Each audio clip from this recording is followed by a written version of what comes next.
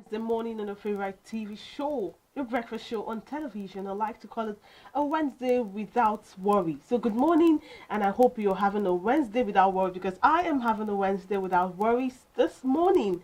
You're welcome to the show. On the show today promises to be a lot of interesting lineups for you. So if you are at work, in bed, at the office, wherever you are, just sit back and enjoy all the goodies we have for you this beautiful Wednesday without worries. My name is Margaret Opera, and of course, joining me here, you need to see the delectable young lady. Let's call her a young lady anyway. Well, you can call me a young lady. Good morning, Conceptua. Good morning. You look amazing. You can say that again. A wonderful morning to you, and thanks for joining us. It's midweek already, and we're excited about that. Before you know it, it's going to be 30th of January. Are you excited? And then 31st of January. I mean, I thought January usually, stays very long, but this particular one seems very fast, and I'm excited about that. My name is Perpetua Fasomi Peter. On the show today, we have things for you, for your entertainment, for your information, just for everything and anything you need. First, we'll start with the news update. And from there, we'll move on to the stories making the headlines on the national dailies. And then we have the discussion segment. I bet it's a segment you don't want to miss this morning because it's going to be with no holds barred. I mean, I tell you that for sure. And after that, we've got sports, we've got social media buzz, and some other things to keep you entertained on your favorite daybreak show, iBrand Daybreak. Well, we'll start with the news update right now. All right, just before the news update comes up, we'll take a very, very short break. When we come back, we'll bring you up to speed with the news update, what's happening in Nigeria and all around the world. Please stay with us.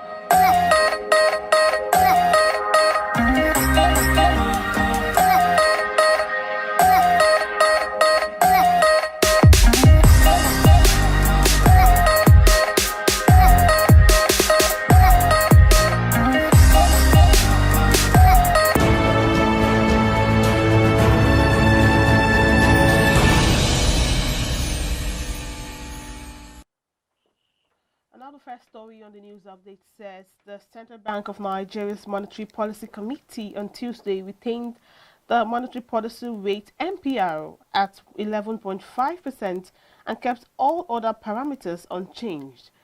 CBN Governor Godwin Emefiele made the announcement while addressing journalists at the bank's headquarters in the Federal Capital Territory, Abuja. The MPR, which has remained unchanged for months, is a powerful tool for regulating interest rates in the economy. Lowering the rates would have been, or rather could have stimulated more borrowing, while raising the rates could have signaled the CBN's intention to reduce the economy's money supply. The Nigerian Immigration Service, NIS, has intercepted a syndicate of human traffickers at the border while trying to traffic 189 young persons under the guise of offering them university admission in Benin Republic. The acting Controller General of Immigration, Issa Idris, yesterday revealed that his men at the Lagos Border Patrol Command at Seme were vigilant enough to prevent the ignorant 189 boys and girls deceived to have been offered admission at Emerald University in Benin Republic. Idrisu spoke at the Zone A headquarters of the service in Lagos, said the youths made up of 115 girls and 74 boys aged between 15 to 20 years were intercepted in batches on their way out of the country through the semi-border area. He said 92 of them were intercepted on January 22nd, 2022, while another 97 were picked up by vigilant operatives of the NIS on January 24, 2022. He disclosed that the 189 victims had been handed over to the officials of the Lagos Zonal Office of NAPTIP for further necessary processes. Now, the Burkina Faso military yesterday undertook to propose a timetable for the country's return to constitutional order within a reasonable period of time and after consultation with the active forces of the nation. Shortly before midnight on Monday, Roch Kabore resigned from the presidency of Burkina Faso through a letter addressed to Lieutenant Colonel Paul Henry Sandago Damiba, who led the coup d'etat carried out on Sunday. In the interest of the nation, after the events that have occurred since yesterday, I have decided to resign from my functions as president of Burkina Faso, head of government and supreme commander of the armed forces, Kabore wrote in a letter that was released after the military confirmed the coup, the dissolution of the government and parliament of the suspension of the constitution. And moving on, Tropical Storm Anna has killed at least 46 people in Madagascar and Mozambique, along with Malawi, which lost most of its power because of flooding, authorities in the three countries said on Tuesday.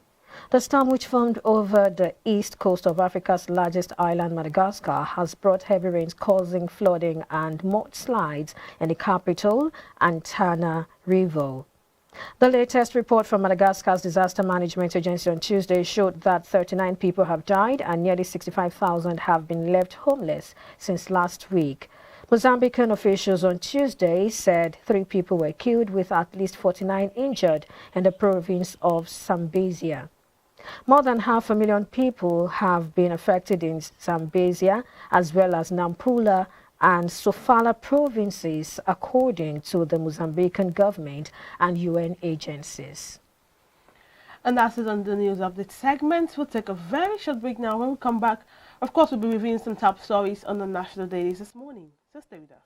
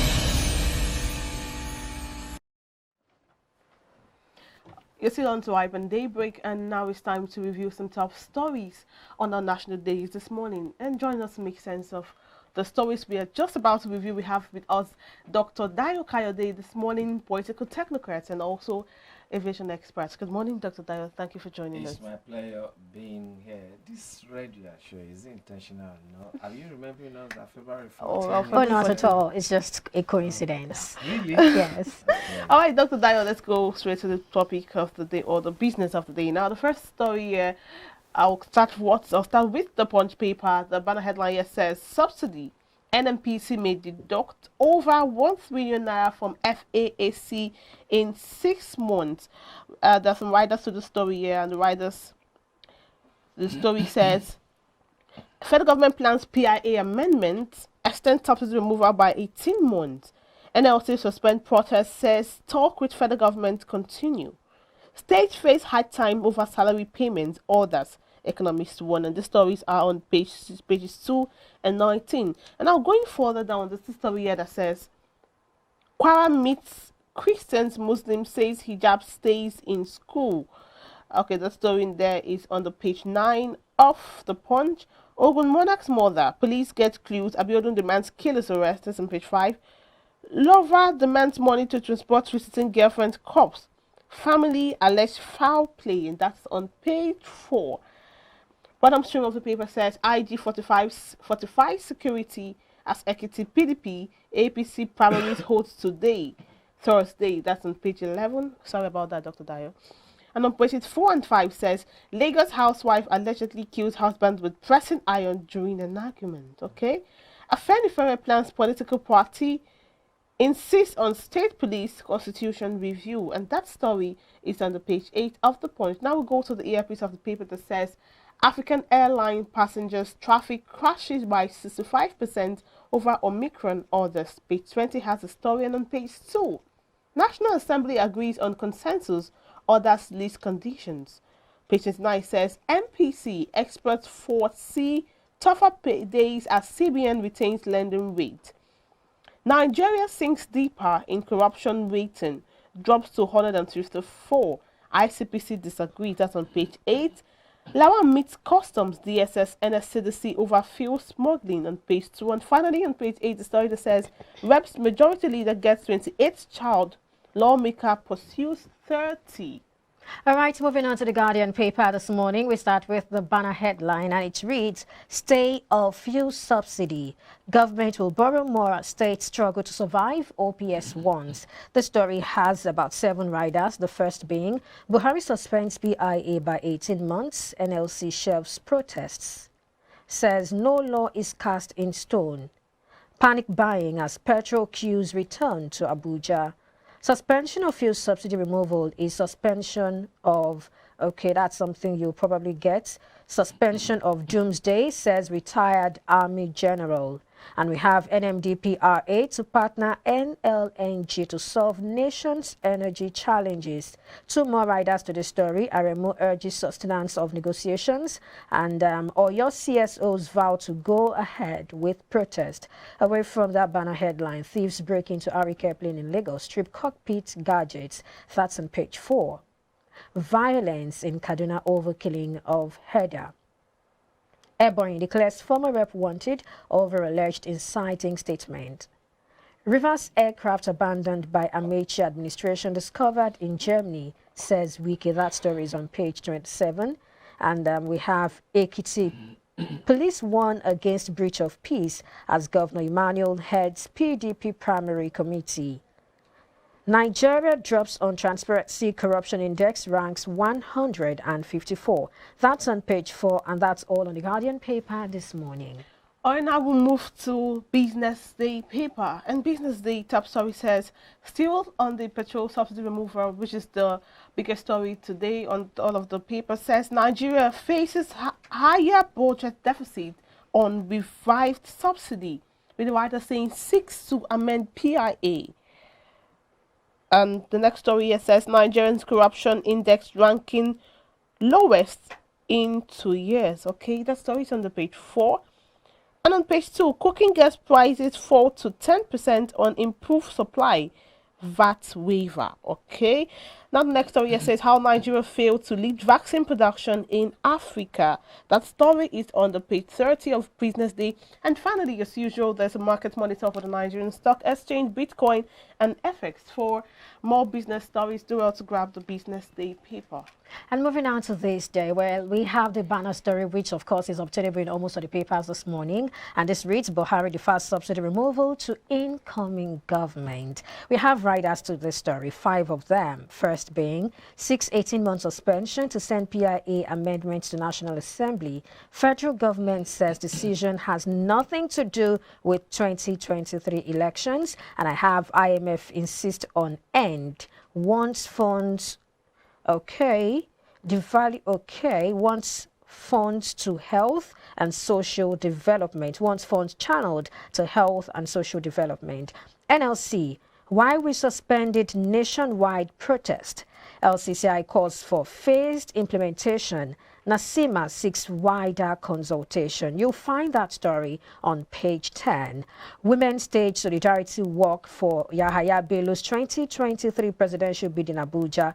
Urge him to declare. All right, that's the story on this day paper today. And checking more stories. Using Super Tucano fighter jets, Nigerian Air Force kills notorious ISWAP commander Ari Othas. That's on page 11. You can get that on this day paper.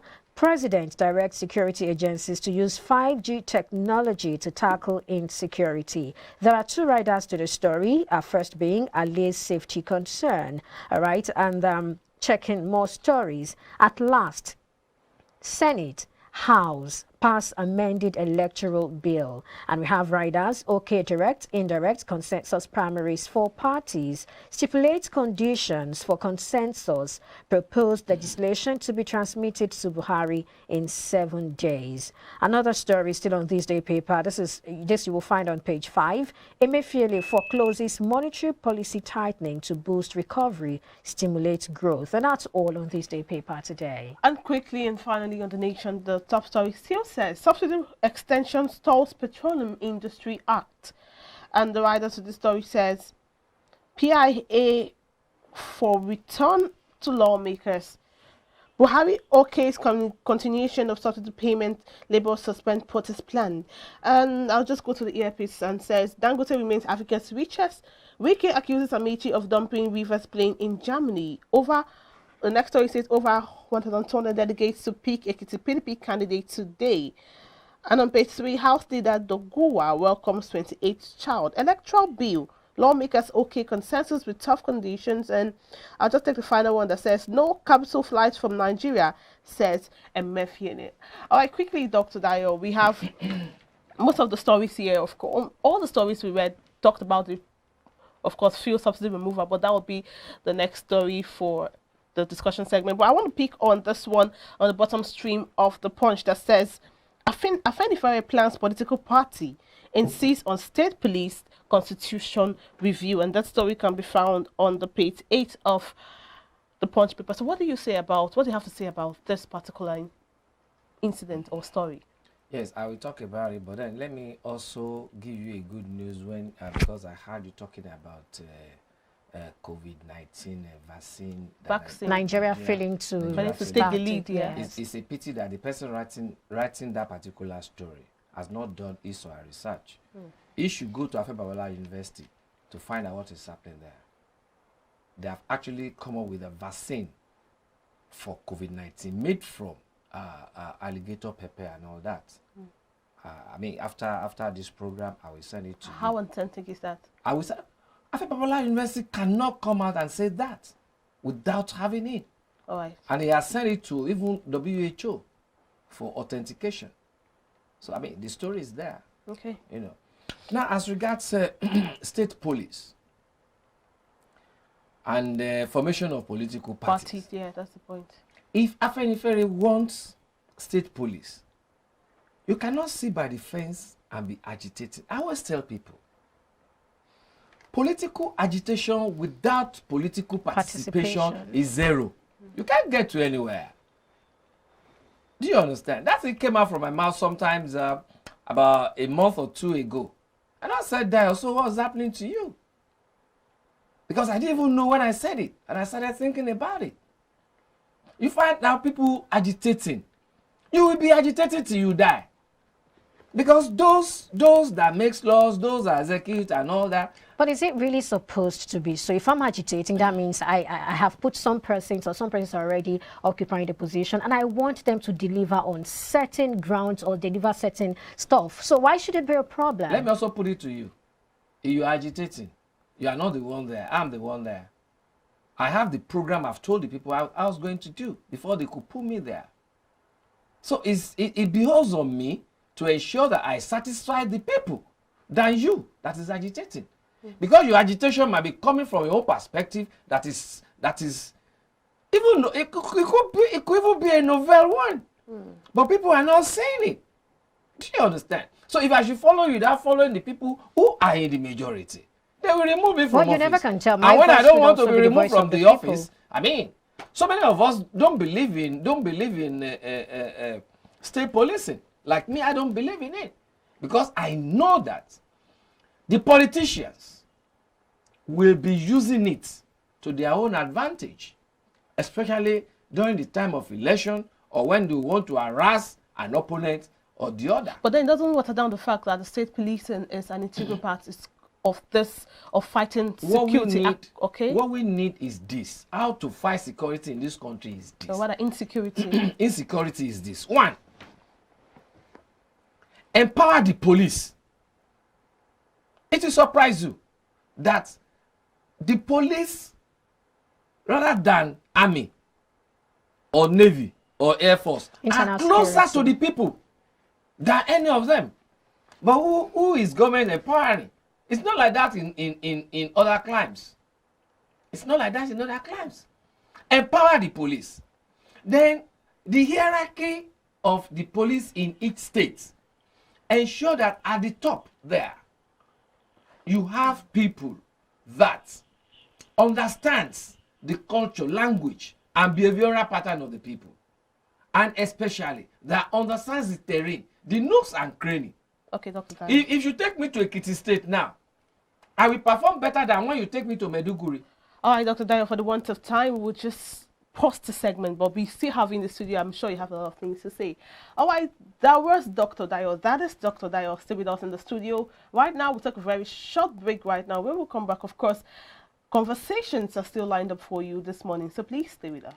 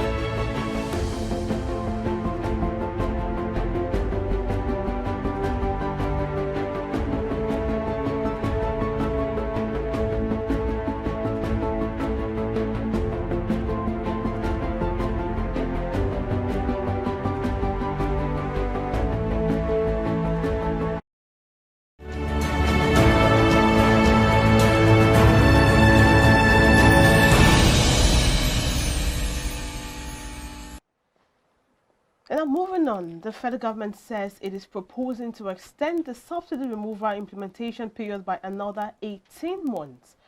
Minister of State for Petroleum Resources, Semi-Press Silva, disclosed this to State House correspondents on Tuesday during a special briefing on fuel subsidy organized by the Presidential Communication Team at the Presidential Villa, Abuja.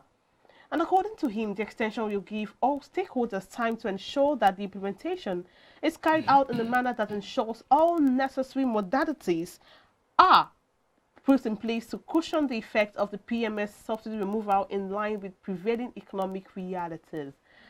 And now we still have Dr. Dayo right here with us in the studio. Dr. Dayo, yesterday the Minister of Finance, Budget and National Planning said that there was a pause, or rather to further notice, on this removal because of the economic circumstances surrounding the nation right now. And now the Minister of State for Petroleum is coming out to say that it's been extended, or rather time has been given for all modalities to put in place, more like putting your house in place to chest, as people will say, or to soak in whatever will come from the subsidy removal. Of course, reactions have come from that statement, but what are your thoughts on that? First of all, the government should be penalized. Okay, for not doing its own work before bringing another policy. We call it policy somersault. That's the PIA. Oh, which one? No. The policy somersault is that removal. Don't they know that it will increase the burden, suffering of the people before mentioning that, before saying it? Well, aggravating the fears that we have in the polity. Between you and me, for that particular statement alone, some people will have developed hypertension. Do you know that? Some people will have died of hypertension. Some people will have misplaced some priorities. And that's why when you were reading that that newspaper headline, okay, as regards CSO in Oyo State, I give them kudos. They must go ahead with that protest. But they suspended their... Well, I don't believe them. Even if I see it happening, like I said, behind the scene, I will see it as banana peels. There is nothing to believe in this government. All promises cancelled. There is no promise this government has made that has not been cancelled. Now listen to this. I even put the blame on NLC and CSOs. Okay. It's not government's fault. Because government has always been seeing NLC and CSOs as dogs that barks but can't bite. Look at it now. They've suspended it. They have forgotten that. They have forgotten that this government, before you know it, I can bet it with you. Within that 18 months, you will see queue. Queue will just come from nowhere. And before you know it, somebody will say something in NNPC.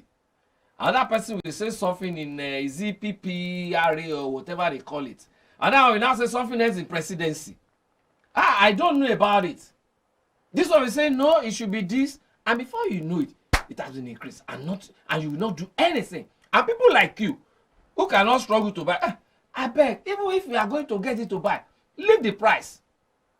Watch out, you will see.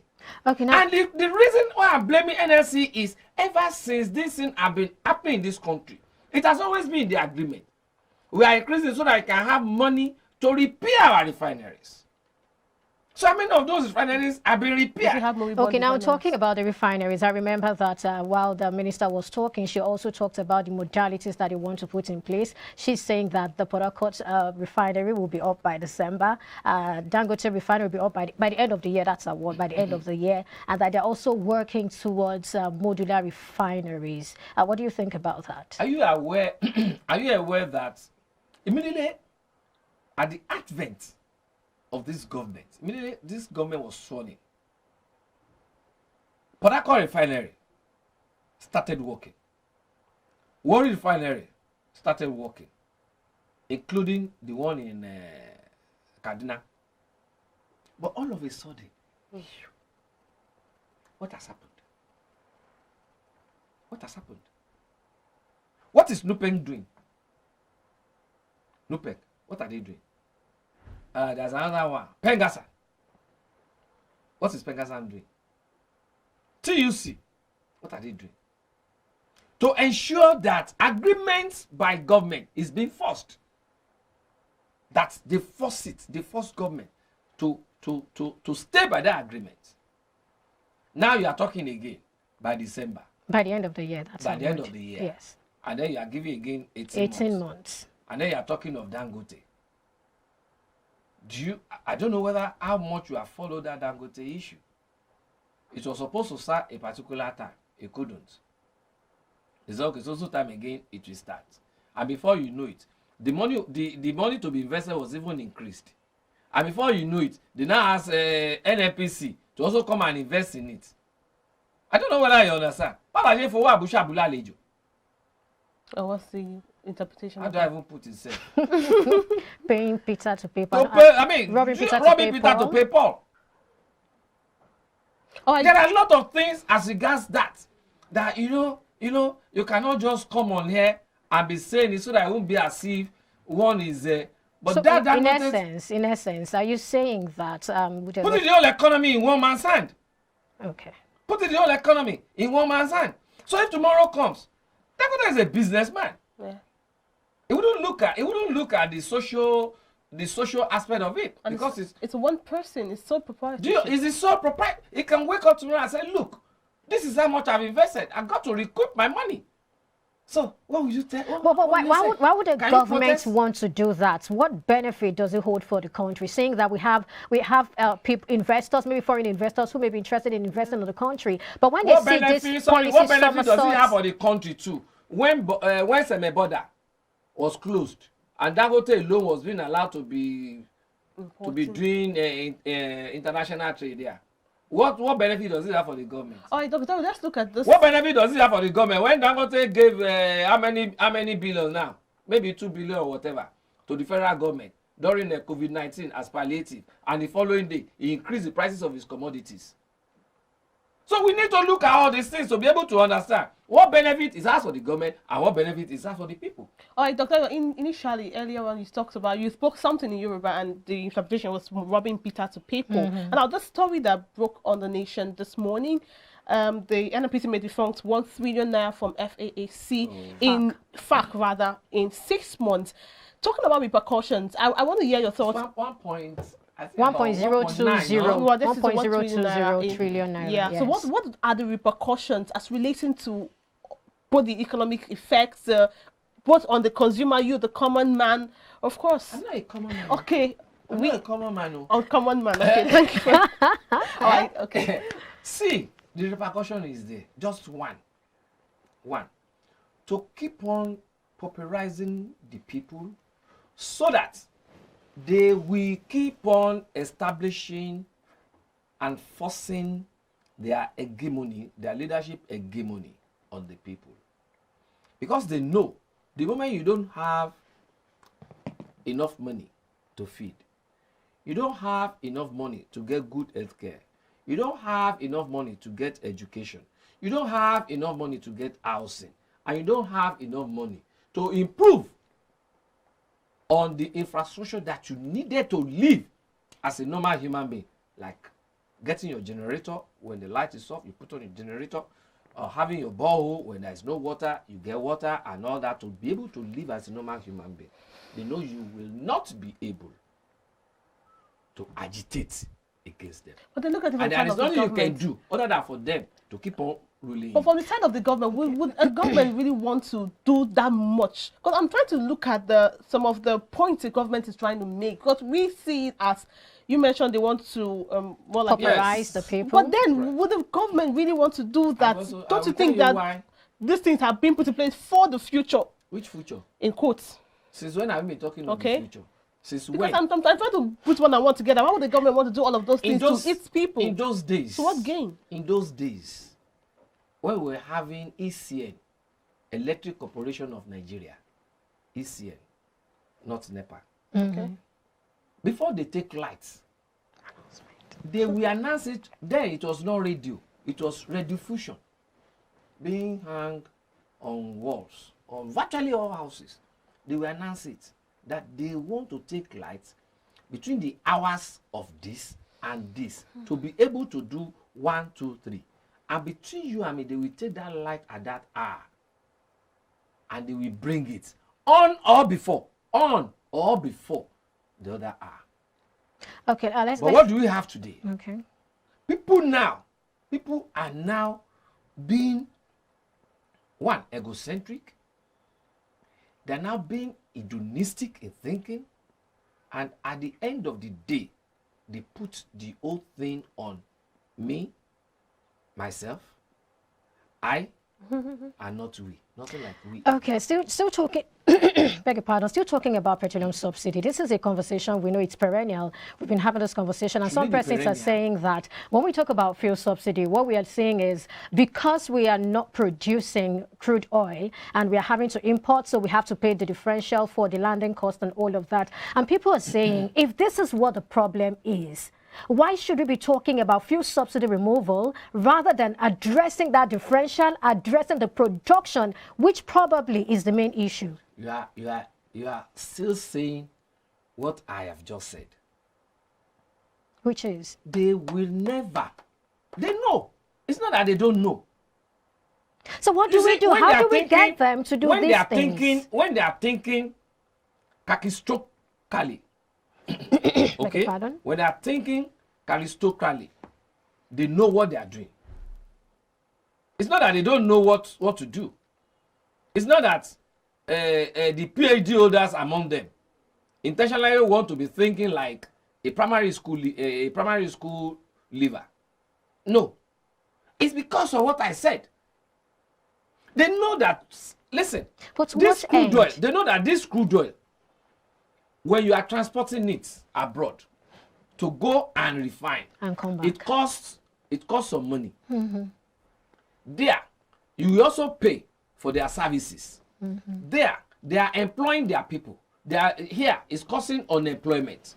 When it's coming back, a lot of costs again. Unlike when you just put a pipe from their oil field straight to the refinery, either in Port Harcourt, or in Kaduna, or in Warri, or even the one that is going to, they said is going to Nigerian Republic. Oh, okay.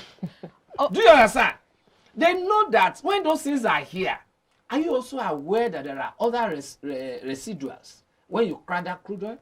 Aside from PMS, kerosene, and diesel, gas, there are still others that can be put together to kickstart petrochemical industry in this country, that the employment is going to generate can never be overemphasized. Why do we have a problem translating this to real life? Because they want to keep on popularizing the people. But to what they want to be deceiving you. Who benefits from this? This is a country that belongs to all of us. It benefits them because they have that trait of, yes, it should be only me. Dr. Dayo, forgetting that money they are acquiring. We have seen so many of them now. Dr. Dayo, where's the money? Where are they? Dr. Dayo, let me take you up on the statement by the NBA. Of course, that I know you're not going to bring that. Yeah. And I think someone had that interview on one of the station's channels. Was it channels or one of the TV stations? He spoke and he said that this is a political action towards the 2023 election. And this morning, another news about this broke, and of course the ruling government said that this is nothing like political action. This doesn't have it has nothing to do with the election. Nothing to do with the election. Sometimes I'm trying to believe this. The ruling party, and also the next, with all of this thing happening, it seems like it's a political action towards the 2023 election, but they're coming out to say that it has nothing to do with and they gave some reasons, obviously. So what do you think about the statement? You see, two ways. Government somehow felt the pulse of the people. Okay. That this protest is going to be a mother of all protests. They felt it, and they now say, okay, let us relax a bit. The money they are planning to take from this, you will see that they will put it in some other infrastructural facilities that they provide for you. I'm telling you, watch out. They will put it there. Some other things will increase now. Okay? 2, they found out that if they allow that protest it could go the way of during the reign of Jonathan. Okay. You know, the protests organized by Nigerians was among those factors that led to the ouster of Jonathan government. Yeah. So having realized that, I said, okay, let us keep their suffering somewhere. We bring it out at the appropriate time. And that is why I don't want Labour to go back on that protest. Let us still go on that protest. But they're not suspended and saying talks are so that they will know that we are not ready to be placated again. All right, Dr. Dayo. It's all about placating Nigerians. Dr. Dayo, we understand. It's all about placating Nigerians. Okay. They will see smuggle it in. Somehow. I tell you, you will soon start seeing queues now. Thank you so much, Dr. Dayo, for sharing your thoughts. On the line of the Nigerian Labour Congress, they had already said they're suspending the protest because discussions are ongoing. But we hope that all right, we hope that we trust the government enough this time to. Thank you so much, Dr. Dayo. You want to start thank you so much, Dr. Dayo. I know, right? All right, I'm sure you enjoyed the segment. Please do share your thoughts on our social media platforms and also the live stream. We'll take a very short break now to bring you up with sports, and just stay with us. We'll be right back.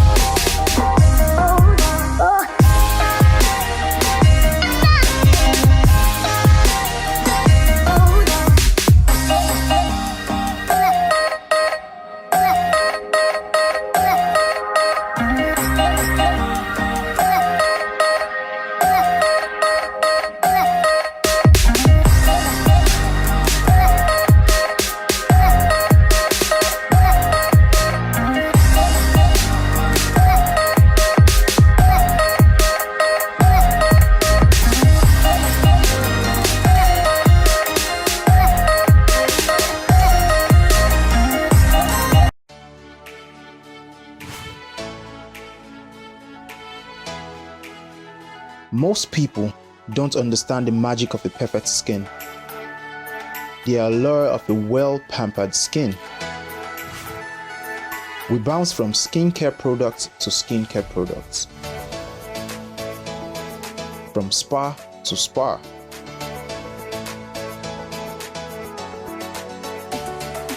Looking for that ideal solution.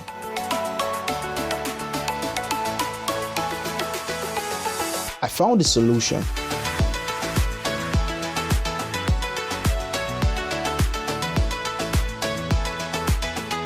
And it's Blemiviv Skincare and Spa. My name is Neil, and I'm proud to be a part of the Blemiviv family.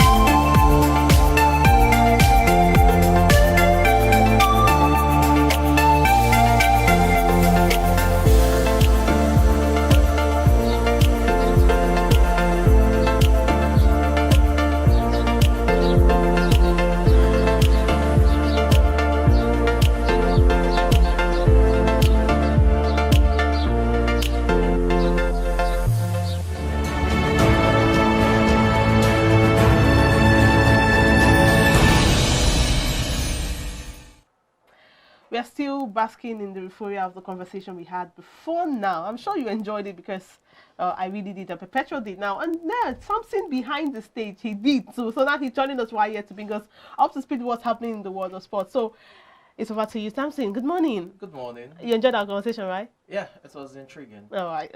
So what's happening in sports? Tell us. Well, the African Cup of Nations is still on. And, Okay, and Nigeria is not. Nigeria- Okay. So Give us the since, sad since news. Nigeria, I mean, I lost interest. I Most haven't been Nigerians following did. it. I yeah, did. since It's what Nigeria. happens, but Yeah. you still have to follow the intrigues I'm not and interested. competitive, you know, I'm waiting for games. Nigeria-Ghana That's game. the African Cup of Nations. So what is it for gives us. Nigeria now? Then? So let's look at other teams Okay, really, okay. because you had them title favorites Senegal in the mix yesterday against Cape Verde, and they were able to win that by 2-0 to progress into the quarterfinals. It is a good one for Senegal, having struggled to score just a goal in over 3 games during the group stages. So Senegal are through to the quarterfinals. Mane got a goal in the mix, although it was a bad news for them because he had to go out concussed as well, and is a doubt for Sunday's quarterfinal clash, wherein they would have to face their opponent. So is in the hospital, and right now he's still receiving treatments. It's yet to be seen if he will be fit enough to play when it comes to the quarterfinal on Sunday. On the other hand, the other match we had yesterday was that of Morocco against Malawi, and that was also another entertaining affair. 2-1 that ended in favor of Morocco, and it had to do with their foreign-based exports to be able to get them through to the quarterfinals. You had Hakimi, the former Inter Milan man who plays for PSG, scoring a very good free kick. I also have Sevilla's for Nesiri getting the equalizer because Malawi went ahead first in the 7th minute. So the favorites are still there. Senegal is still there. I also have Morocco in the mix, and let's see how it pans out because you still have 2 other fixtures talking about the round of 16, and it's just left to be seen if the likes of Egypt will take on Ivory Coast, if they will pull through. So let's see how that pans out. Now moving away from the African Cup of Nations to European club football, Anthony Martial has completed his move to Sevilla, and I think for most Manchester United faithfuls that's good news because it was just sitting on the bench earning huge wages without being productive on the field of play, and he's played just 11 matches for United this season, scoring a goal. So he's completed his move to Sevilla, and it's till the end of the season. There's no loan fee and there's no option to buy back, so I think it's a win-win both for Sevilla and Manchester United. All right, Samson, that was the person we said was in the hospital. Speedy recovery to him. Sadio Anyway, Mane. yeah. So, and in sports, man, since talk about the AFCON, I want to know what's it for Nigeria quickly now that they're not. And you mentioned there's just that Title Iwobi won't be favorite. part When of did Senegal become Yeah. title favorite? They were finalists last year, last edition, I beg your pardon. So that They are one of not the my favorite. well, no, Whose yours. favorite but are they? For most pundits, when you You know reckon we were teams- favorites for the title. Well, All we of a went out. sudden. It happens. It happens. I think for Senegal, they still have what it takes to replicate the performance of last edition, which is getting to the finals and possibly winning. The task is less, is much easier now with Nigeria out. You have Ghana out. Few big boys are out, so it's yet to be seen how much they can fare in subsequent games. So quickly, I was just asking before Perpetual came in, what's it for Nigeria now without the AFCON? Now Quickly. that AFCON is over, in terms of AFCON, we were able to earn $476,000, Oh. having moved out of the group stages into round of 16. So in terms of the financial aspect, that's what's in it for us. But more importantly, is the task ahead is just cumbersome, so to speak, because you have the coach now having to prepare for the World Cup qualifier against Ghana over Yeah. 2 legs. All right, and my baby Iwobi will not be playing. I'm not happy. All right, okay, now moving on to. I really do love Iwobi anyway, but moving on now to social. I can get his contact. I for don't you. mind. Never mind. Oh, Okay. What's that? What's that? Please, say your own. I don't mind. You don't mind? I don't Are mind. you sure he's not watching? If you're watching, please just get through to No, me. no, he will be. Yeah, Who- sure, he's not Who watching. is he? All right, moving on, don't mind them. Moving on. Now, social media buzz. Now, something is buzzing and it says, oh, wow, this is like a bad situation. Okay. Nigerian Customs and the FAAN on Twitter. And now, this Nigerian Customs is saying, or rather, there is this breach, there's this circular, Federal Airport Authority of Nigeria, the press release, breach of airport security, customs official forcefully opened security gate. Long story there, right? So I'll just read the reaction from the Nigerian Customs saying that a gate is restricted to customs is an international cargo airport shows lack of understanding of NCS rules. Could it be that the gate is being made available for smugglers? Also replying is the senior officials of both agencies should engage and understand each other instead of displaying this display of sense of superiority. I think there was an issue. I'll just read it quickly from the FAAN at about 17:45 hours on Thursday, January 2022, while the AFSEC officers on duty day at Gate 3 were profiling a narco vehicle that wanted to access the security restricted area via Gate 3. The customs area controller for Hajj and cargo terminal suddenly emerged and pulled off behind the narco vehicle that was being attended to, and the CSC Agungbaide, a customs officer on the area controller, entourage later shoved aside the AFSEC officer at the gate, forcefully took over the gate and opened the gate for the controller and his events or escorts to forcefully access the security restricted area of the gate. So it's a story. You read it on there, and now let me just read the reactions now.